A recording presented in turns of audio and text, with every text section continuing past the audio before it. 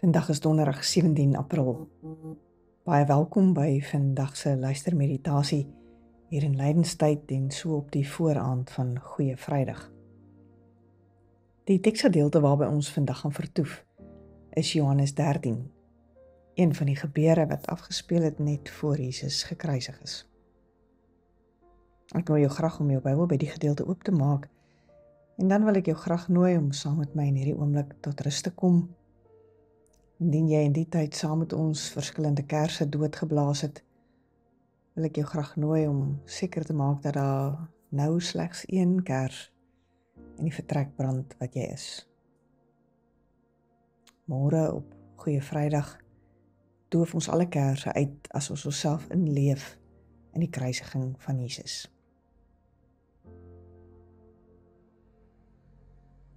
Haal 'n paar keer lekker diep asem.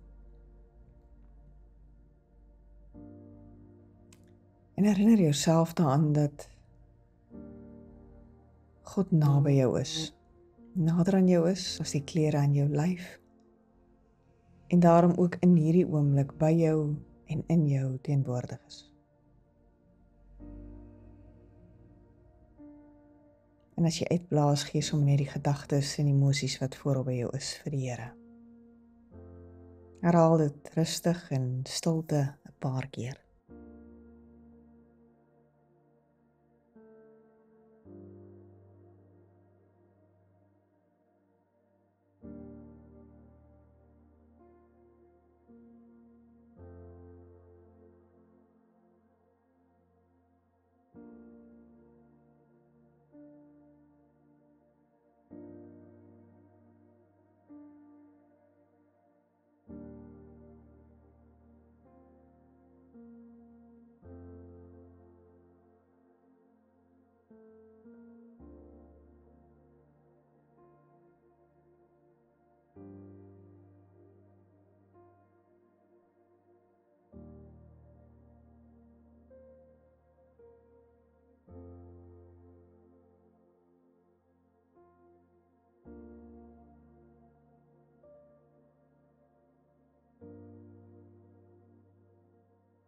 Maak nou jou hande op jou skoot oopgereed om in hierdie oomblik van die Here te ontvang.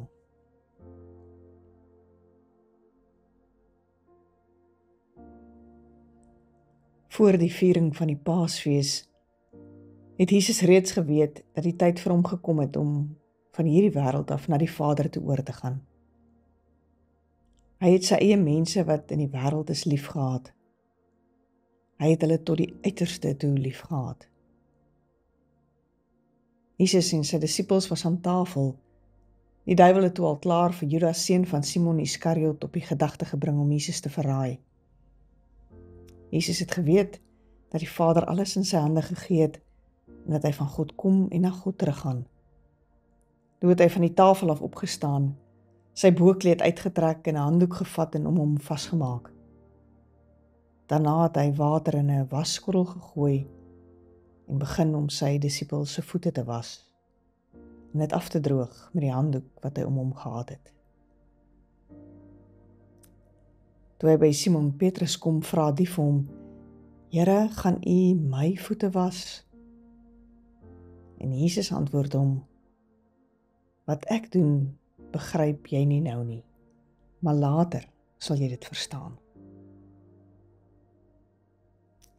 Ons lees vandag net tot by hierdie vers. Kan ek jou nooi om jou vir 'n oomblik vandag in hierdie gebeure in te dink?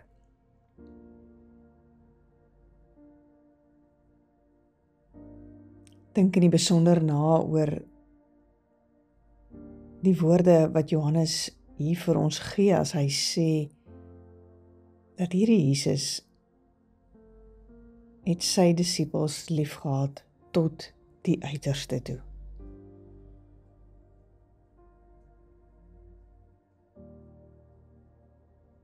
Sien hoe hulle die aand in die bovertrek aan tafel was. Daar waarskynlik 'n stuk opgewondenheid was oor die pasgamaal wat hulle saam kan geniet. En dan die vreemdheid. As Jesus sy boekleed uittrek. 'n waterskottel nader trek en sy disippels se voete begin was.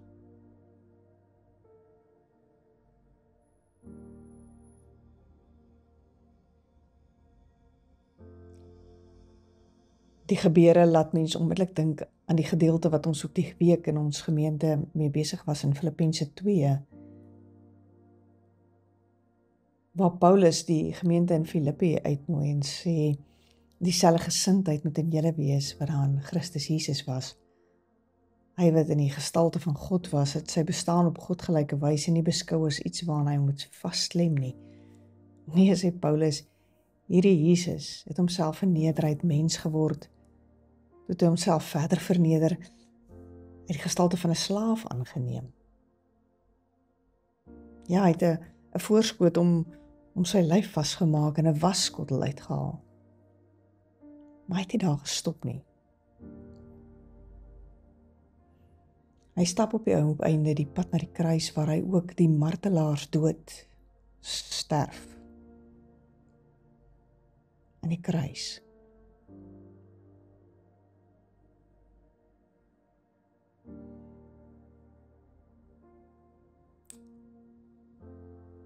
Ons sien in die week as ons nadink oor Jesus se lewe op 'n baie besonderse manier die 4 eienskappe wat uitstaan. Jesus se diensbaarheid, Jesus se weerloosheid, sy nederigheid en ook sy gehoorsaamheid.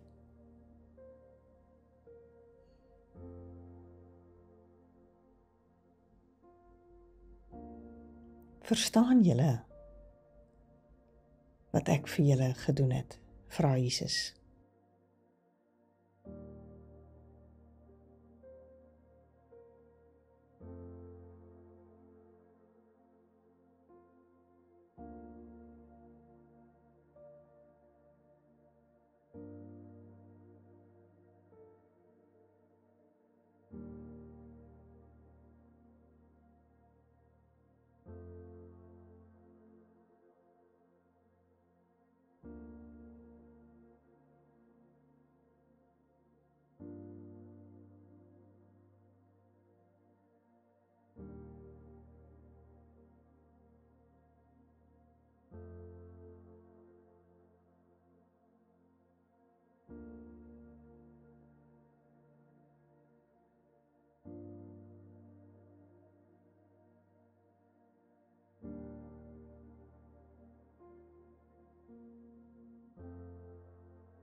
Lydenstyd is in die besondere tyd van nadenke en refleksie en daarom wil ek jou graag nooi om vandag na te dink oor hierdie 4 besonderse karaktertrekke van Jesus. Die pad waarop hy ons nooi, as Paulus ook sê, dieselfde gesindheid moet in julle wees. Die pad waarop hy ons ook nooi as hy sy disippels se voete was en aan die einde vir hulle sê, gaan julle nou en gaan maak julle ook so. Die pad waarop hy ons nooi as hy sê, elkeen wat my wil volg, moet sy kruis opneem en agter my aankom. Gebruik hierdie oomblik van refleksie om na te dink, hoe lyk diensbaarheid in jou lewe? Nederigheid, weerloosheid en jou eie gehoorsaamheid aan God. Gebruik die tyd om bidtend met die Here hieroor te praat en hieroor na te dink.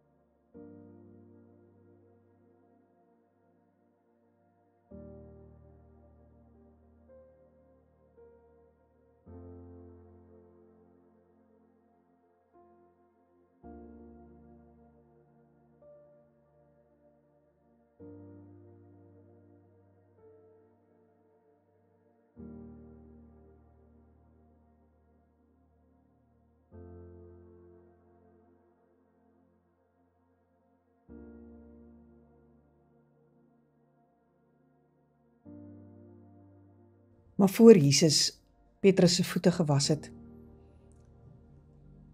en hom uitgestuur het en gesê, gaan maak jy ook so, het hy eers by Petrus gekniel en sy voete gewas.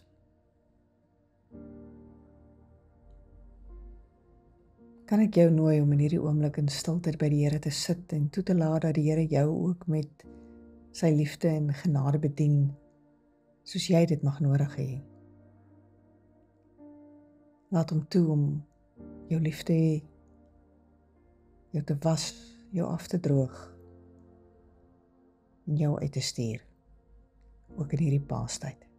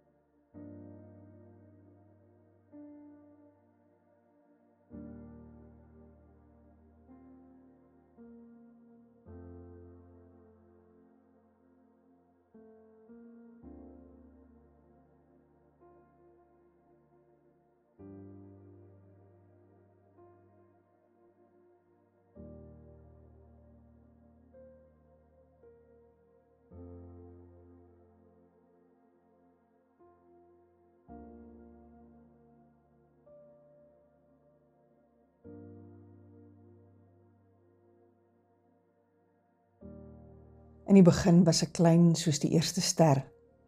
Ek het gelag en gespeel in die lug daar ver. Maar toe het ek afgekyk hoe dit hieronder lyk en ek het diep gesug, want daar was nêrens lig, nie eers 'n vonkie. In 'n groot woestyn langs die vlak rivier het ek vir 40 dae na die son getuur. Toe het ek ingestap aan die diepste kant. Daar was 'n stem wat roep oor die warm sand, soos 'n donkie.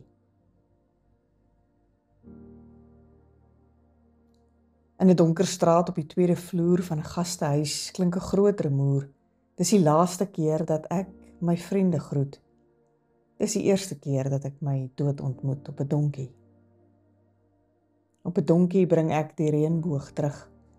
Op 'n donkie laat ek die bose vlug. Op 'n donkie maak ek jou heel vanaand. Op 'n donkie, op die laaste aand. In 'n maanligtuin op die stad se rand sê ek nee vir die bitterbeker, want is te groot vir my. Dit is soos lood vir my. As ek 'n krimineel is, hoekom sit hulle my nie net in die tronk nie?